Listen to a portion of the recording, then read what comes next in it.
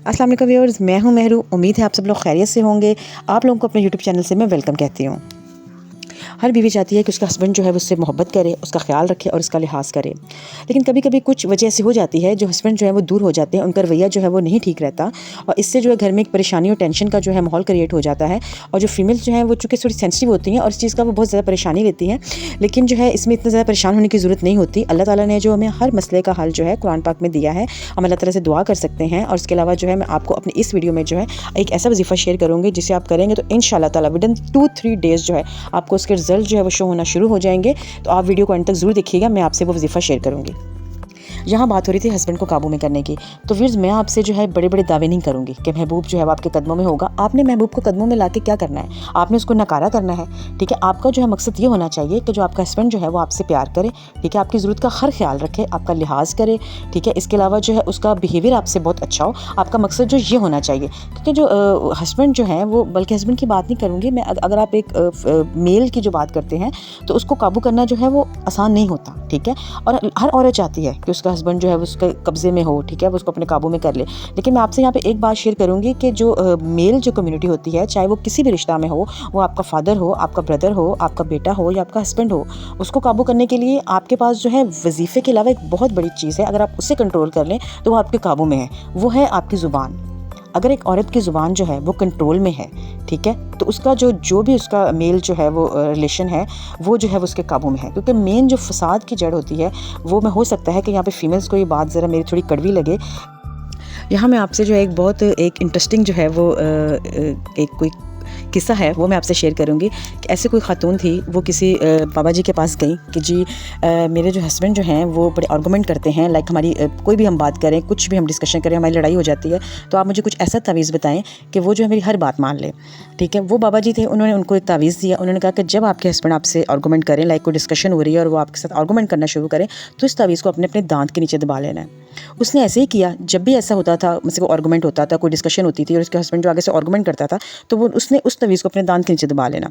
कुछ अरसे बाद जो है वो बाबा जी के पास गए। उसने कहा कि बाबा जी ये आपका तवीज़ तो जादू है, लाइक ये मैं इसको जब भी वो मेरे से आर्गूमेंट करते हैं और मैं इसको अपने दांत के नीचे दबा लेती हूँ तो मेरे तो मसले हल हो गए हैं, वो तो मेरी अब हर बात मानना शुरू हो गए हैं।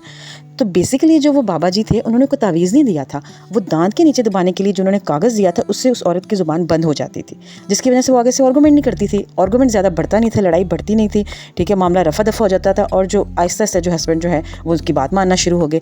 तो ये बात होती है बेसिकली, अगर आप आगे से आर्गूमेंट्स नहीं करते, या वही बात जो मैंने कही थी कि अगर आपकी जो ज़ुबान है वो कंट्रोल में है तो काफ़ी ज़्यादा जो मसले हैं वो क्रिएट ही नहीं होते।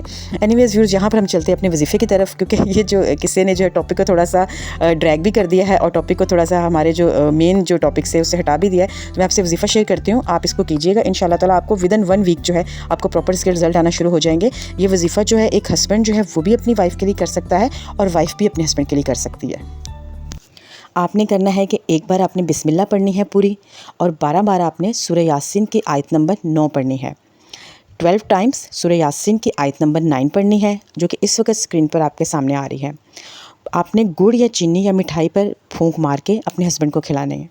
बाज़ लोग जो है वो डायरेक्ट गुड़ चीनी या मिठाई नहीं खाते, तो आपने वही गुड़ या चीनी किसी खाने में, किसी मीठे में, मसलन जूस में, शरबत में, चाय में या मिल्क शेक में डाल के आपने हस्बैंड को जो है वो पिलाना है।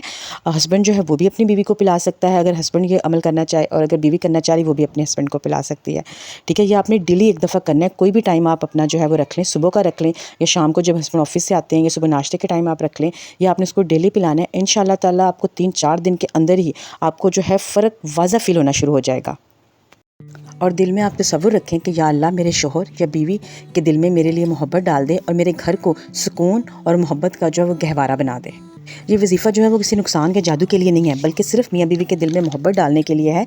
मैं ये नहीं कहूँगी कि आपका खामन या बीवी आपके काबू में आ जाएगा, ठीक है, आपको उस पर कब्ज़ा हो जाएगा, लेकिन हाँ, आप लोगों के दिल में एक दूसरे के लिए मोहब्बत आ जाएगी, एक दूसरे के लिए चाहत आ जाएगी।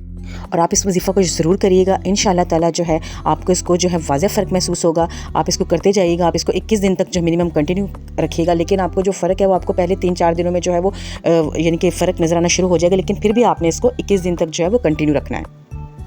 जिसको भी इस तरह का मसला है वो ये वजीफ़ा ज़रूर करे, बल्कि ख़ुद भी करे और अपने जो है वो सोशल सर्कल में अगर किसी को इशू है तो उसके साथ भी ये वजीफ़ा शेयर करे, क्योंकि ये सदका जारिया है और हो सकता है कि आपकी जो है वो तवस्सुत से किसी का मसला हल हो जाए।